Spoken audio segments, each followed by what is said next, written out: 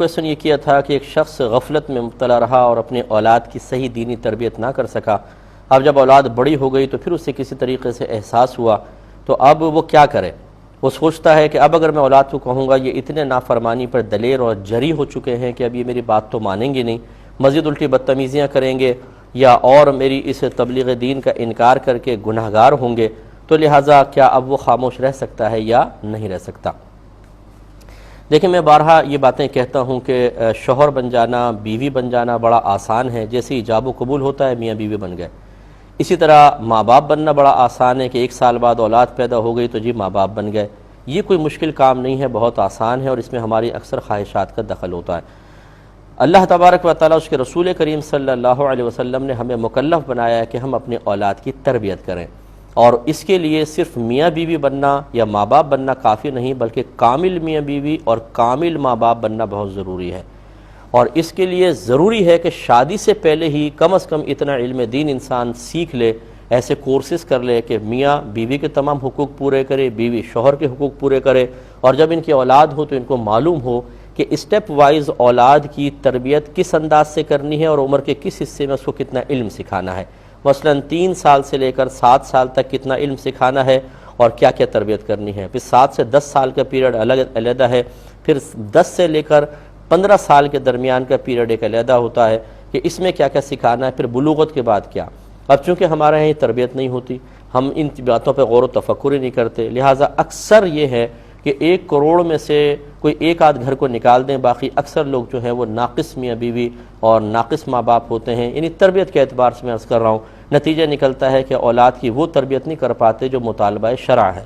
ہم کہتے ہیں جی ہم نے تربیت کی ہے، اچھا کس چیز کو بنیاد بنا کر کی ہے؟ کچھ اپنے خاندانی رسومات، کچھ خاندانی ادب احترام، کچھ جو آپ میڈیا پر دیکھ لیتے ہیں، نہیں بھائی دیکھیں یوں نہیں کرنا چاہیے، ٹی وی پہ آ رہا تھا، یہ اچھا ہے یہ برا ہے، بس اتنا. باقی یہ ہم جاننے کی زحمت ہی گوارہ نہیں کرتے کہ قرآن و حدیث ہم سے کس چیز کا مطالبہ کر رہی ہے. نتیجہ نکلتا ہے کہ اکثر ہماری تربیت میں کمی کوتاہی رہتی ہے. میں بار بار سمجھاتا ہوں کہ تربیت کے لیے کم از کم 3 چیزیں یا 4 کر لیں، 4 بہت ضروری ہیں. نمبر 1 والدین خود صاحب علم ہوں. نمبر 2 وہ تربیت کا طریقہ جانتے ہوں. نمبر 3 اپنی اولاد کو باقاعدہ علم سکھائیں. نمبر 4 پھر خود رول ماڈل بن کر دکھائیں.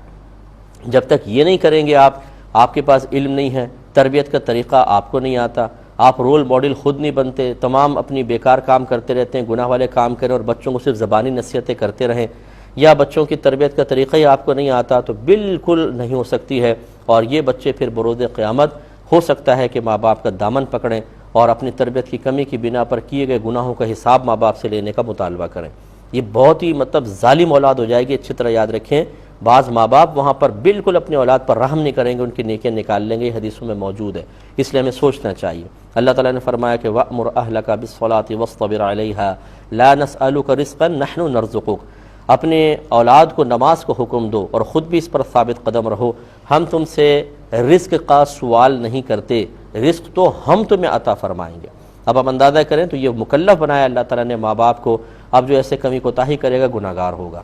اب اس کیس کو لے لیجئے، یہ آپ مسلسل گناہگار رہے، بالغ ہونے کے بعد اولاد جتنے بھی گناہ کرے گی، یہ جو تربیت میں کوتاہی کرنے والا باپ ہے، ان گناہوں کا وبال اس کے نام اعمال میں بھی لکھا جائے گا.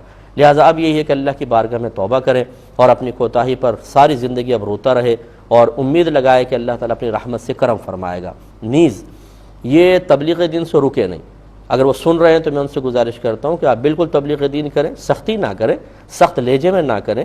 اپنی اولاد جب جوان ہو جاتی ہے تو ویسے ہی ماں باپ کو چاہیے کہ وہ ان پہ زیادہ سختی کے ساتھ نہیں، نرمی سے پولائٹلی کریں اور کوشش کریں کہ بچوں کو دین کی طرف مائل کریں. ایسے پروگرامز دکھائیں، ایسے لوگوں کی صحبت میں ان کو بٹھانے کی کوشش کریں کہ جن کو دیکھ کر، جن پروگرامز کو سن کر ان کا ذہن تبدیل ہو، وہ فرما برداری کی طرف آئیں اور اللہ تعالیٰ کے فرما بردار بندے بن جائیں. اب اگر آپ نے کوشش کی اور وہ نہیں مانتے، اللہ کی رحمت سے امید ہے کہ اللہ تعالیٰ بروز قیامت آپ سے نرمی کا معاملہ فرمائے گا. لیکن بالکل نہ چھوڑیں، اگر چھوڑ دیں گے تو آپ کے لیے بہت بڑا وبال ہوگا.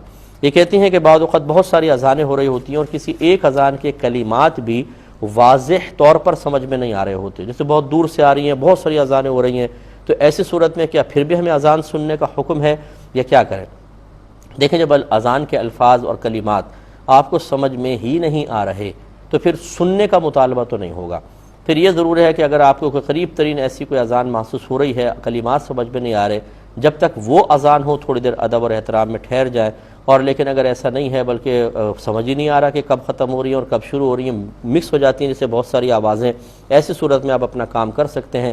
اب آپ کے بالکل بھی مکلف نہیں ہے اس بات کے کہ آپ ان مبہم آوازوں کی طرف متوجہ ہو کر تمام کام چھوڑ دیں۔